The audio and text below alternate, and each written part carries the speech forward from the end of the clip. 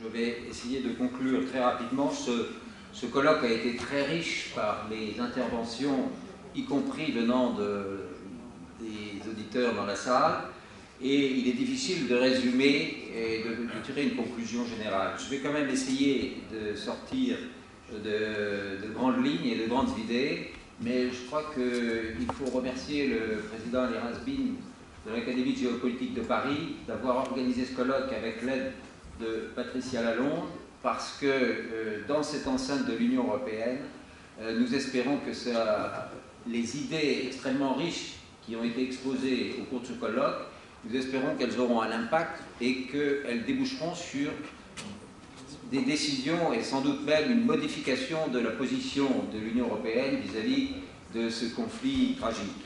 Alors, ce que je voudrais dire très rapidement pour conclure, c'est que le Yémen est le berceau de l'Arabie. Il faut lire à cet égard le merveilleux livre de Jacques Benoît Méchain sur la naissance de l'Arabie saoudite. Il cite d'ailleurs dans son livre à un moment que Ibn Saoud, le fondateur de l'Arabie, à la fin de sa vie, avait rassemblé autour de son lit ses successeurs, ses enfants, et leur avait dit « Le malheur du Yémen fait le bonheur du royaume ».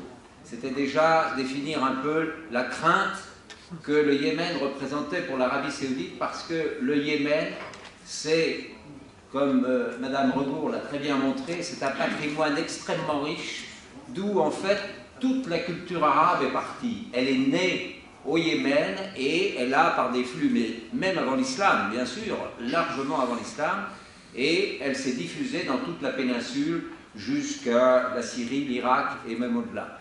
Donc le Yémen est vraiment le berceau de la richesse arabe, et voir ce pays détruit ainsi est un crève-cœur et quelque chose contre l'histoire même. Merci Madame Rebourg d'avoir bien présenté l'importance de ce patrimoine culturel, sa richesse, car il est important que cette guerre s'arrête et qu'enfin on puisse préserver ce patrimoine. Alors comment arrêter cette guerre? Ça a été aussi une des questions qui a été de façon lancinante répétée au cours de ces interventions. Quel médiateur possible? Ça n'est pas un conflit entre chiites et sunnites, mais c'est évidemment un conflit entre des grandes puissances et des puissances régionales qui veulent se disputer l'influence pour des raisons économiques et stratégiques. Monsieur Faisal Jalloul l'a très bien expliqué, les ambitions pour les flux énergétiques que l'Arabie saoudite voudrait faire passer par la Dramaout. Une carte tout à l'heure a été présentée du Yémen, et je me demande s'il n'était pas un peu fausse, en ce sens qu'elle ne montrait pas très bien comment Djibouti est à quelques encablures seulement dans le détroit de Bab el-Mandeb et d'Aden en face. C'est vraiment à quelques encablures. Il y a donc là un point stratégique absolument fondamental et névralgique. Il faut vraiment avoir ça en tête pour comprendre les enjeux géopolitiques et géostratégiques de cette guerre du Yémen. Je parle des rôles des puissances régionales. Ça a été énoncé au cours de cet après-midi, donc je ne reviendrai pas dessus. Je pense qu'on n'a peut-être pas assez insisté sur le rôle des grandes puissances qui ne sont pas régionales. Parce qu'il est évident que les États-Unis sont d'un poids énorme dans le déroulement de cette guerre au Yémen. Tout le monde sait qu'ils soutiennent l'Arabie saoudite. Je voudrais citer à cet exemple, à ce titre, un exemple, c'est que peu de temps après, une semaine, peut-être même pas une semaine après le 25 avril 2015, oui, le 16 avril 2015, le général en chef américain qui était chargé de soutenir l'Arabie saoudite est interrogé par un journaliste en lui disant « Alors, qu'est-ce que vous faites pour soutenir l'Arabie saoudite ?» Il a répondu au journaliste, il a dû se faire remonter les bretelles après, mais il a répondu « Je ne connais pas les objectifs de guerre, je ne sais pas que faire, alors je leur donne des renseignements. » vous voyez, mais déjà, il avait reçu l'ordre d'aider l'Arabie Saoudite, mais sans savoir exactement jusqu'où et comment et jusqu'à quel point ceci devait aller. Mais il est évident que les États-Unis, et monsieur, je crois, a attiré l'attention de cette salle sur l'importance du rôle des États-Unis dans le monde, qui effectivement, sans être anti-américain, en étant simplement objectif, on est bien obligé de reconnaître que partout où passe l'armée américaine, c'est ensuite le chaos, la misère et des morts et des victimes innocentes partout. Donc, il est certain que les États-Unis d'Amérique jouent un rôle déterminant, car l'Arabie Saoudite ne pourrait pas se permettre ce qu'elle fait si elle n'avait pas l'appui des États-Unis. Mais je dirais que l'Europe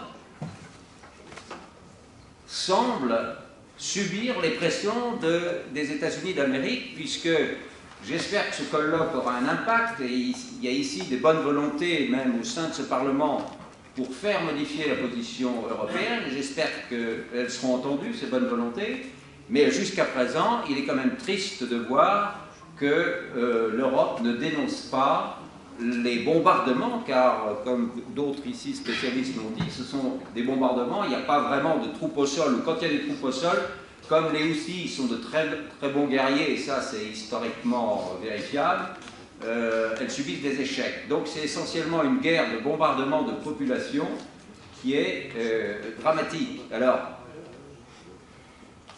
l'Arabie Saoudite, si elle n'avait pas l'appui américain, elle ne pourrait pas continuer à faire ces bombardements. Donc il faut souhaiter effectivement que l'Union européenne, premièrement, ça a été répété au cours de cette soirée, décide de lever l'embargo contre les produits, contre l'aide humanitaire.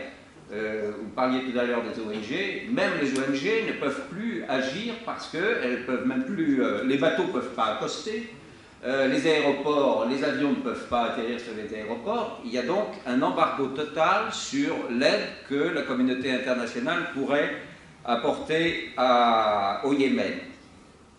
Je voudrais citer, puisque je parle des rôles des grandes puissances, du rôle des grandes puissances dans ce conflit, je voudrais citer la Russie.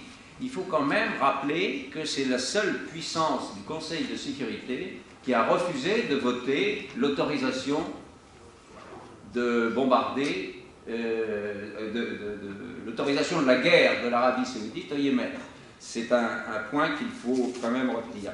Je voudrais aussi insister sur le fait que l'Iran, bien entendu, saisit les opportunités qui se présentent, comme tout bon diplomate et stratège, de même que Poutine, en tant que stratège, sait saisir les opportunités qui se présentent pour avancer ses pions. Mais en l'occurrence, concernant l'Iran, je suis tout à fait d'accord avec ce que vous avez dit.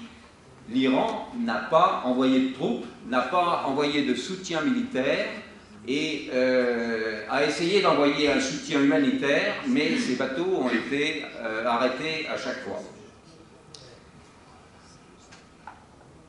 Je pense qu'il faut aussi répéter que le choléra, qui est maintenant à l'état endémique au Yémen, est une maladie qui peut d'abord se soigner, je ne suis pas médecin, mais j'ai demandé à le médecin, par l'hydratation. Alors vous imaginez, vu la situation actuelle du Yémen, avec la destruction de toutes les canalisations par les bombardements, des millions de personnes n'ont plus accès à de l'eau potable.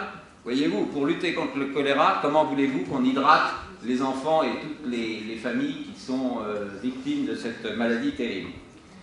Voilà, je vais m'arrêter sur ces conclusions. Ce que j'espère, c'est que, effectivement, cette réunion, ce colloque aura un impact et qu'il faut reconnaître quand même que c'était bien que le Parlement européen organise un colloque sur ce sujet dans son enceinte.